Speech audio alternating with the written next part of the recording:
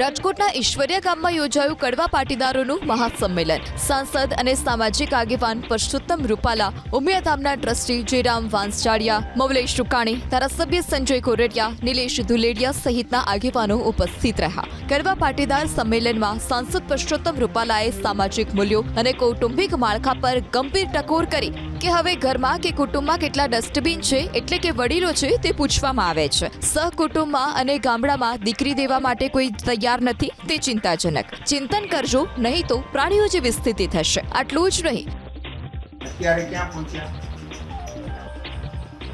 ધર્મ સાથે મને કહેવાનું મન થાય. શબ્દો જે સંભળાય છે એને સાંભળતા આપણને એમ થાય આ શબ્દો આવે છે. જેટલા ડસ્ટબિન છે એવું પૂછાય છે. What is this? ખૂબ ગંભીરતાપૂર્વક ચિંતન કરજો. સમાજ જો ચેતી નહીં જાય તો પ્રાણીઓની જે દશા છે ને એની દશાથી નજીક આપણો સમાજ સરકી જશે. ખ્યાલ નહીં આવે.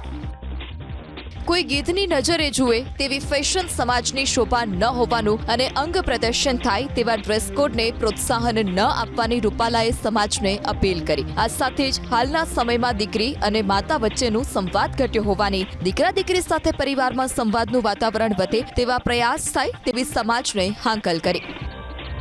માતાઓ અને દીકરીઓ વચ્ચેનો સંવાદ જે ઘટ્યો છે એને કારણે પણ દીકરીઓની આ સ્થિતિ છે એવું મારો મત છે. થોડોક સમય આપો. દીકરીઓ સાથે નજીકતા હોવી જોઈએ. દીકરીના મનમાં કોઈ વિષય વિચાર આવે તો એ માં સામે ખુલીને કહી શકે એવી સ્થિતિ હોવી જોઈએ. દીકરીઓ ગાતા ગાતા આપણને કહેતી હતી, દાદા એક તો એવો વરના ગોતજો દાદાજી, દાદા હો દીકરી વાગડ માના ભીજો રે સહી.